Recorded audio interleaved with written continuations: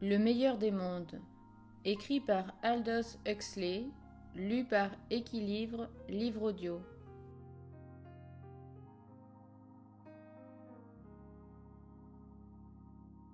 Chapitre 18. Suite. De l'argent que lors de son arrivée John avait reçu pour ses dépenses personnelles, la plus grande partie avait été dépensée pour son équipement. Avant de quitter Londres, il avait acheté 4 couvertures en laine à la viscose, de la corde et de la ficelle, des clous, de la colle, quelques outils, des allumettes, bien qu'il eût l'intention par la suite de fabriquer un rouet à feu, quelques pots et quelques casseroles, 2 douzaines de paquets de graines et 10 kilogrammes de farine de froment. Non pas de pseudo-farine à l'amidon synthétique et aux déchets de coton, avait-il insisté, quand bien même elle serait plus nourrissante. Mais lorsqu'il se fut agi de biscuits panglandulaires et de pseudo-bœuf vitaminé, il n'avait pas pu résister aux phrases persuasives de boutiquier. Contemplant à présent les boîtes en fer-blanc, il se reprocha amèrement sa faiblesse. Odieux produits civilisés. Il avait résolu de ne jamais les manger, même s'il mourait de faim. Ça leur apprendra, songea-t-il vindicativement. Cela lui apprendrait aussi à lui. Il compta son argent. Le peu qui lui restait suffirait, espérait-il, à lui permettre de passer l'hiver.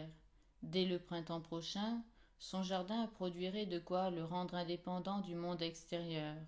En attendant, il y aurait toujours du gibier. Il avait vu des lapins en quantité, et il y avait des oiseaux aquatiques sur les étangs. Il se mit à l'œuvre immédiatement pour faire un arc et des flèches. Il y avait des frênes près du phare, et pour le bois des flèches, un tout petit taillis de jeunes noisetiers merveilleusement droits. Il commença par abattre un jeune frêne, découpa 2 mètres de tronc sans branches, l'écorça et couche par couche enleva tout le bois blanc, comme le lui avait appris le vieux Mitsima, jusqu'à ce qu'il eût une douve aussi haute que lui, rigide en son centre, plus épais, nerveuse et vive aux extrémités amincies. Le travail lui procura un plaisir intense, après toutes ces semaines d'oisiveté à Londres au cours desquelles il n'avait eu rien à faire à chaque fois qu'il désirait quelque chose qu'à appuyer sur un commutateur ou à tourner une manivelle. Ce lui fut un pur délice d'être occupé à faire quelque chose qui exigeait de l'adresse et de la patience. Il avait presque fini de tailler la verge suivant la forme voulue, lorsqu'il se rendit compte, avec un sursaut, qu'il chantait. Ce fut comme si, tombant par hasard de l'extérieur sur lui-même, il s'était soudain trahi. Il s'était pris en faute flagrante. Il rougit comme un coupable. Après tout, ce n'est pas pour chanter et s'amuser qu'il était venu là. C'était pour échapper à la contamination envahissante par l'ordure de la vie civilisée. C'était pour être purifié et rendu vertueux. C'était pour se racheter par l'activité. Il se rendit compte, à sa consternation, qu'absorbé par la taille de son arc, il avait oublié ce dont il s'était juré de se souvenir constamment, la pauvre Linda, et sa propre dureté assassine envers elle, et ses odieux jumeaux, grouillant comme des poux, sur le mystère de sa mort, insultant par leur présence non seulement à son chagrin et à son repentir personnel, mais jusqu'aux dieux eux-mêmes. Il avait juré de se souvenir, il avait juré de se consacrer à réparer tout cela, et voilà qu'il était assis, heureux, travaillant à la verge de son arc, chantant en vérité. Il rentra, ouvrit la boîte de moutarde et mit de l'eau à bouillir sur le feu. Une demi-heure plus tard, 3 travailleurs agricoles delta- de l'un des groupes Bokanovski de Puttenham se trouvèrent conduire un camion à Elstead, et au sommet du coteau furent surpris de voir un jeune homme debout devant le phare abandonné, nu jusqu'à la ceinture, et se flagellant avec un fouet de corde nouée. Il avait le dos zébré horizontalement de carmin, et de chacune des marques à la suivante coulaient de minces filets de sang. Le conducteur du camion stoppa sur le côté de la route, et avec ses 2 compagnons, contempla les yeux écarquillés, bouche bée, ce spectacle extraordinaire. 1, 2, 3, ils comptèrent les coups. Après le 8e, le jeune homme interrompit le châtiment qu'il s'infligeait, pour courir à la lisière du bois et y vomir violemment. Quand il eut fini, il ramassa le fouet et se remit à frapper. 9, 10, 11, 12. Ford, murmura le conducteur, et ses jumeaux étaient du même avis. Forday, dirent-ils. 3 jours plus tard, comme des balbuzards s'abattant sur une charogne, les reporters arrivèrent. Séché et durci sur un feu doux de bois vert, l'arc était prêt. Le sauvage était occupé à confectionner ses flèches. 30 baguettes de noisetier avaient été taillées et séchées, munies à la pointe d'un clou acéré et au talon d'une encoche soigneusement coupée. Il avait fait une descente une nuit sur l'établissement d'élevage de volailles de Puttenham et avait à présent des plumes en quantité suffisante pour équiper toute une armurerie. C'est en plein travail, occupé à garnir de plumes le bois de ses flèches, que le trouva le premier des reporters. Sans bruit, grâce à ses souliers pneumatiques, l'homme le rejoignit par derrière. « Bonjour, monsieur le sauvage, dit-il. Je suis le représentant du radio-horaire. » Sursautant, comme sous la morsure d'un serpent, le sauvage fut debout d'un bond, éparpillant flèches, plumes, pots à colle et pinceaux dans toutes les directions. « Je vous demande pardon, dit le reporter, avec un regret sincère. Je n'avais nullement l'intention. Il porta le doigt à son chapeau, le tuyau de poêle en aluminium dans lequel il portait son récepteur et son transmetteur de TSF. Excusez-moi de ne pas l'ôter, dit-il. Il est un peu lourd. Alors, comme je le disais, je suis le représentant du radio. Qu'est-ce que vous voulez demanda le sauvage, le regardant de travers. Le reporter lui fit en retour son sourire le plus engageant. Eh bien, mais naturellement, nos lecteurs s'intéresseraient vivement à... Il mit la tête de côté, son sourire devint presque un artifice de coquetterie. Simplement quelques paroles de vous, monsieur le sauvage. Et rapidement, d'une série de gestes rituels, il déroula 2 fils métalliques reliés à la batterie portative qu'il portait bouclée à la ceinture.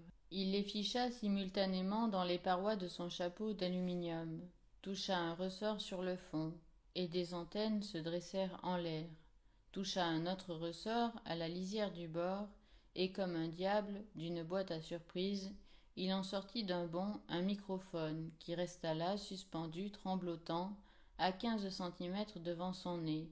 Il rabattit 2 récepteurs par-dessus ses oreilles, pressa un commutateur sur le côté gauche du chapeau, et de l'intérieur arriva un léger bourdonnement de guêpe. Il tourna un bouton à droite, et le bourdonnement fut interrompu par un sifflotement et un toussotement, stéthoscopique, par des hoquets et des piaillements soudains. « Allô, dit-il au microphone. C'est vous, Hetzel ? Ici Primo Melon. Oui, je l'ai déniché. Monsieur le sauvage va maintenant prendre le microphone et dire quelques mots. N'est-ce pas, monsieur le sauvage ? » Il leva les yeux sur le sauvage avec un autre de ces sourires engageants qu'il savait si bien pratiquer. « Veuillez simplement dire à nos lecteurs pourquoi vous êtes venu ici, ce qui vous a fait quitter Londres. Ne coupez pas, Hetzel, si brusquement. Et bien entendu, parlez-leur de votre fouet. » Le sauvage sursauta. Comment savait-il ce qui avait trait au fouet ?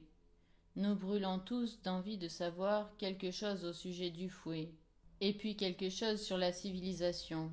Vous savez bien le genre que je veux dire, ce que je pense de la femme civilisée. Quelques mots seulement, très peu.